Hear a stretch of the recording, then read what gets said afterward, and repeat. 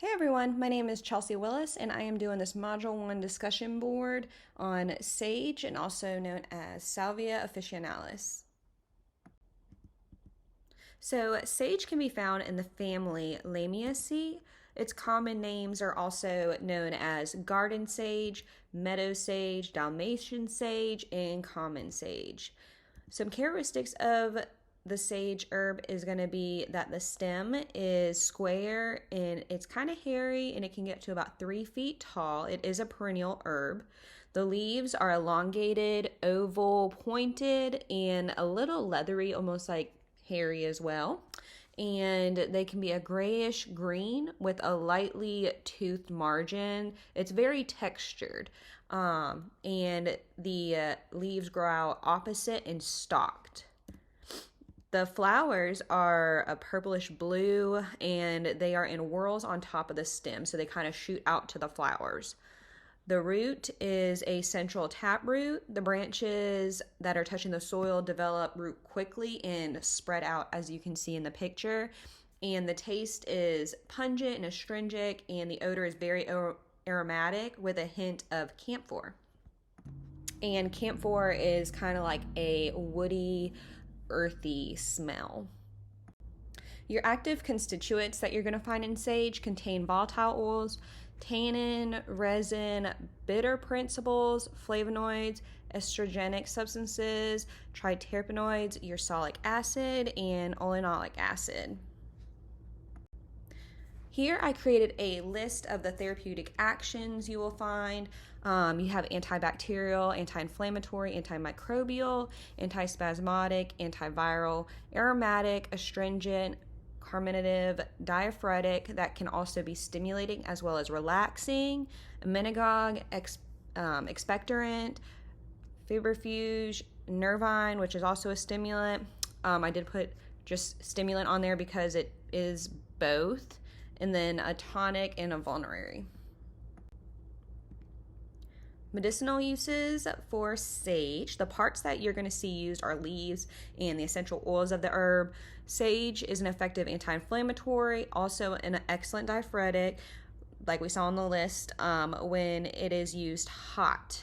You want to make sure to keep it warm and to avoid any possibility of it getting cold, because as it's transitioning to a cold liquid, it starts to turn into a stimulating diaphoretic. So you want to make sure that if you're not using it for the stimulating diaphoretic action, that you want to keep it warm. A cold infusion is an effective astringent, so it helps with that excessive perspiration and night sweats. It is recommended for inflammation of the mouth and throat. Using it as a gargle will help soothe a sore throat due to those anti-inflammatory and antiseptic properties.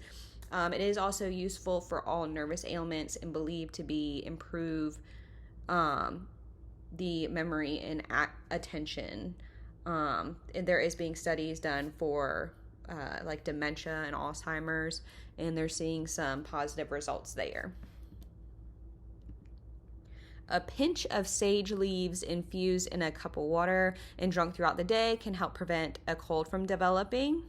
The pulped, like pulverized herb is great for a poultice, and it can go on wounds, sores, ulcers, and it can also stop excessive bleeding. And the essential oil is also able to be used as a hair tonic, and the fresh leaves can be rubbed on your teeth and they will help whiten them and freshen your breath.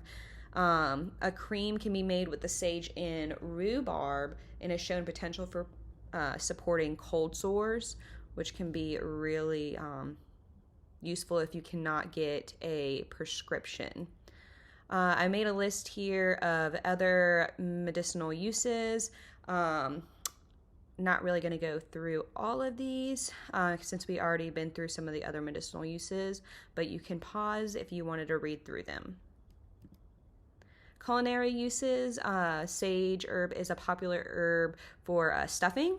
It is also great in fresh salads, chopped finely and added to cottage cheese and cream cheese to make as a spread. And bean and lentil dishes are improved with the addition of sage. Precautions and contraindications of sage. Sage is approved for food in the US when used orally, but you want to make sure you're using it in those consistent amounts with food and not be binging an excessive amount of sage. You do not want to use during lactation due to drying up the milk supply. However, if you are a mother and you are trying to wean your baby, this would be a great herb to use to dry up that milk supply.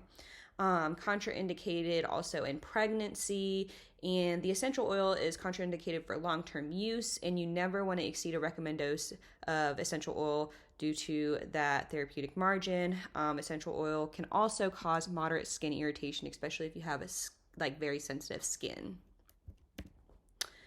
These are the resources provided from the books that I found this information in. Thank you.